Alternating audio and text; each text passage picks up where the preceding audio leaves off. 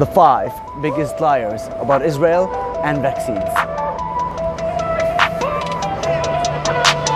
Since the COVID vaccine came out, Israel has been attacked from every direction. But Israel is leading the world in vaccinations. From vaccinating foreign workers and journalists, to vaccinating peacekeeping forces in the Sinai.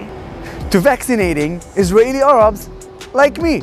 And yes, vaccinating Palestinians too. Despite that, CNN claimed Israel is violating international law for not vaccinating Palestinians. It is part of the Oslo Accords for an occupying power to take care of the medical needs of those citizens. This is a lie.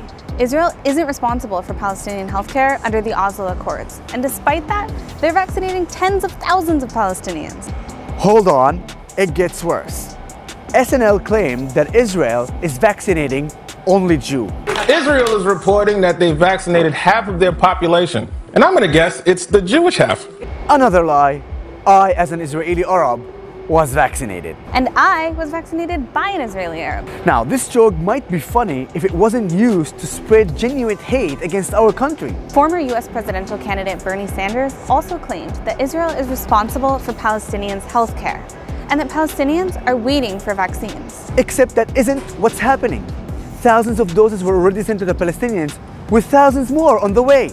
Israel also set up stands to vaccinate Palestinians in East Jerusalem. All these were, of course, repeated by the "as a Jew, if not now" and Jewish Voice for Peace. After all, who cares about the facts when you can blame Israel?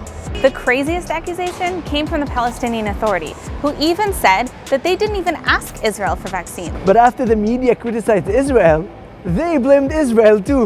In 2020, they spent $500 million shekels on salaries to terrorists instead of vaccines. Israel is committed to vaccinating as many people as possible, and that benefits both sides. Khalas with the